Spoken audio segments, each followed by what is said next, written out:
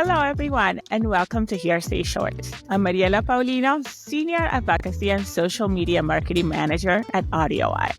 I am a Hispanic woman, I have short curly hair, and I am wearing a black t-shirt with the AudioEye logo. Behind me is a warm colored wall, and I am in my home office. Today, I'm so excited to be joined by Adriana Mallozzi, the CEO of Equipment, Durable Medical Equipment and Assistive Technology Reuse Program. Adriana is a close friend of mine, and I've had the privilege of working alongside her both at AudioEye and additional projects. Adriana, welcome. Yes, thank you, Mariella. Hello, I'm Adriana Mallozzi. I'm a white woman in a power wheelchair. I have ear-length dark hair with some silver sprinkled in there.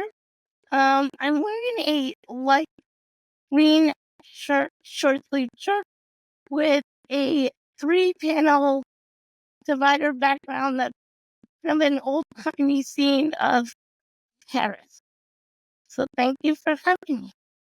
I love it. So, Adriana, tell us all about you, who you are as you wheel around the world. Yeah, so I am a person with cerebral palsy. I'm an innovator, entrepreneur, and now I'm a leader of a nonprofit that serves the entire state of Massachusetts. I love that. I want to just dive right into the spicy good stuff for this conversation today. Um, I know that you're currently the CEO of Equipment. Can you tell us a little bit about that organization and what exactly you do there? Sure. So Equipment Inc. for short. What we do is we take gently used equipment such as wheelchairs, shower chairs, standards, as well as assistive technology. And we take those items that are donated to us, clean them up, refurbish them, and then give them away for free to any resident of Massachusetts. So we have a database on our website that people can basically go shopping and put in their requests, and no questions asked. That's the beauty of what we do, is for people to not have to deal with red tape. People who have a temporary disability or end of life stages where equipment would take way too long to get. They can come to us and request that equipment, and it's yours. You get it, and it's yours to keep until you no longer need it. And then you have the option to give it back to us for someone else to use. We cover the entire state, and we deliver for free. I love that. And I know that being the executive director of this organization, I know it's deeply personal for you. But I also know that this month we're celebrating National Disability Employment Awareness Month. You have really been in your career for a few years. I mean, not a few years, more like than a decade building up to this role. The theme this year is access to good jobs for all.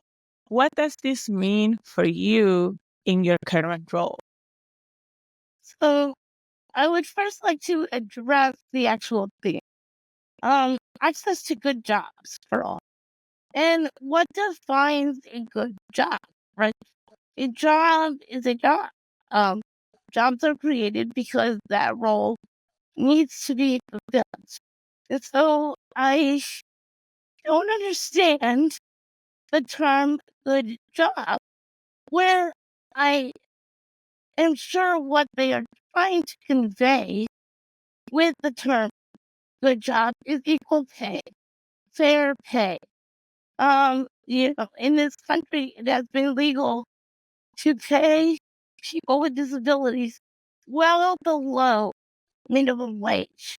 And so with that in mind, I understand, the the term good jobs, possibly, but there are jobs, and whether it's a good job, bad job, who is to say what is a good job and what is a bad job?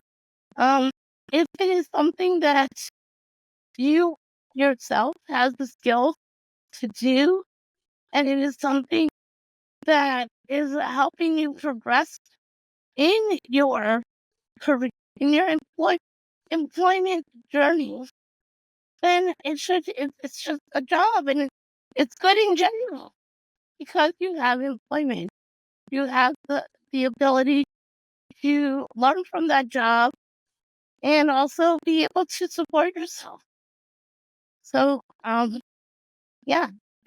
Lots of strong feelings there. And I think that that is particularly relevant when we think about the reality that about 78% of people with disabilities are unemployed. That is a really shocking statistic. And so that really forces me to think about like really the stigmas and biases that exist around employment for people with disabilities. And I want to go to the juicy stuff because we talked about this. And this is something that you're very passionate about. And I would love to get your thoughts because when somebody interacts with you for the first time, they see Adriana and they see Adriana using a joystick. They don't see what I see. Like, I know you. I know you were able to manage a computer better than anyone. Like, we have done events together where you are the one doing all the technical aspects behind the computer. So I'm really curious as to what stigmas particularly you have noticed around people with disabilities, especially given your own experiences. Yeah. So some of the stigmas that I personally experienced and have heard many others, especially those of us who have very visible disabilities, just as you have just said, is people don't see the person. And a perfect example actually um happened yesterday. So I was extremely busy yesterday. We are celebrating our 10th anniversary, the organization celebrating our 10th anniversary. And so yesterday, I was going around running errands with my assistant, um, speaking to vendors in person, requesting items, etc.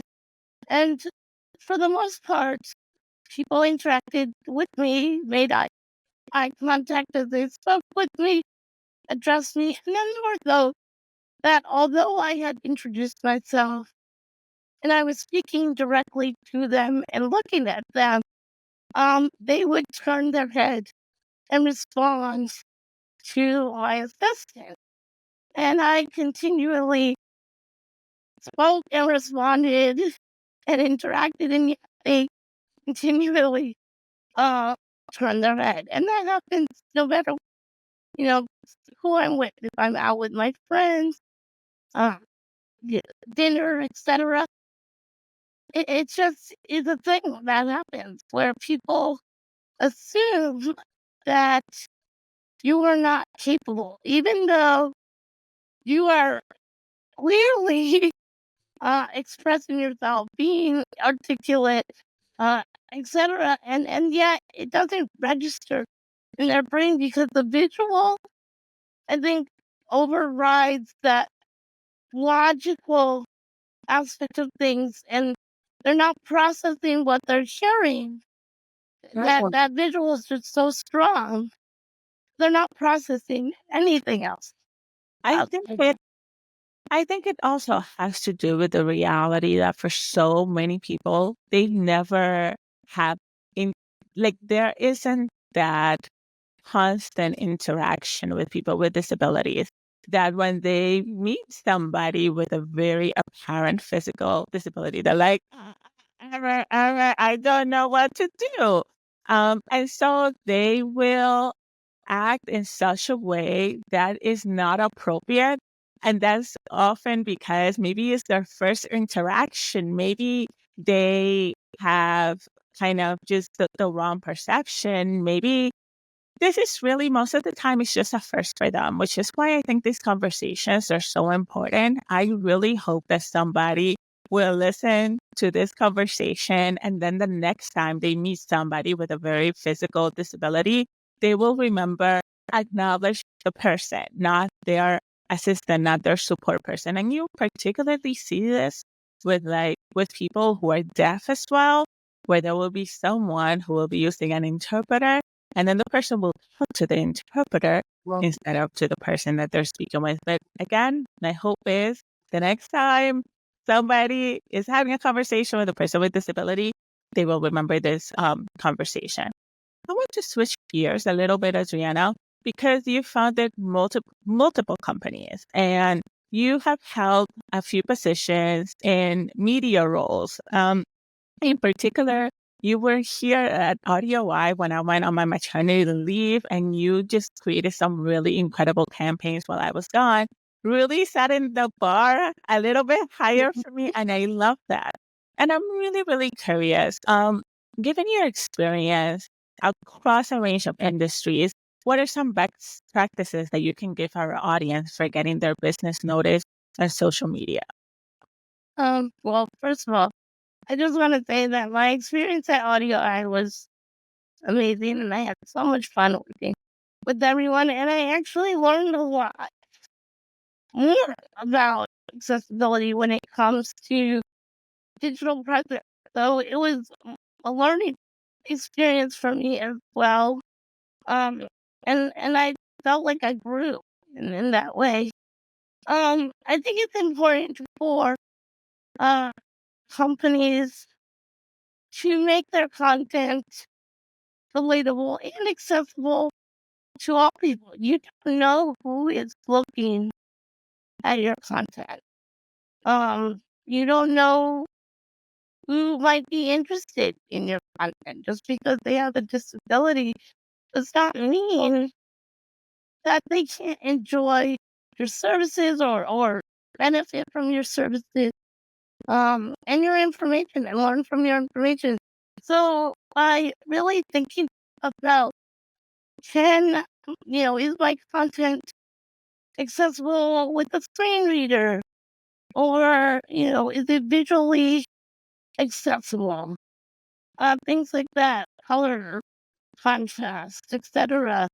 Um, it's really important because you don't know who your audience can be. You don't know their complete persona, so to. I love that. That's actually one of the things we really try to focus in our work here at AudioEye, in making sure we are creating content that somebody who is deafblind can access. So we include the transcript in our body of text. We do our video description in our body of text for our audiences. So being able to think across the board in accessibility, making sure our videos are open caption. We have an amazing design team, an amazing videographer. And I'm so happy to hear that you had such a positive experience, even though I've heard that before. Hearing it again, it's just like, yes, we're doing really great work here. So that makes me very happy. Um, I have one final question for you. In your experience, how can businesses ensure that their social media presence is both engaging and accessible? Well, I mean, I think I pretty much summed it up in my previous response. I mean, really make it relatable. Um, Show people in, if your content includes people, uh, have people with disabilities in that content. People want to see people that look like them. And by including that diversity in your content will definitely grow your customer base. And that's the bottom line, right? Making, you know, more revenue. And by increasing your customer base, that's how a business grows. So, show people with disabilities, show people of different ethnicities, genders, etc., to really include all people. I I love that. I want us to close up. Do you have any final thoughts, words of wisdom that you want to share with our audience before we close out? Um, I should have remembered that you would have said that because this is what you say all the time.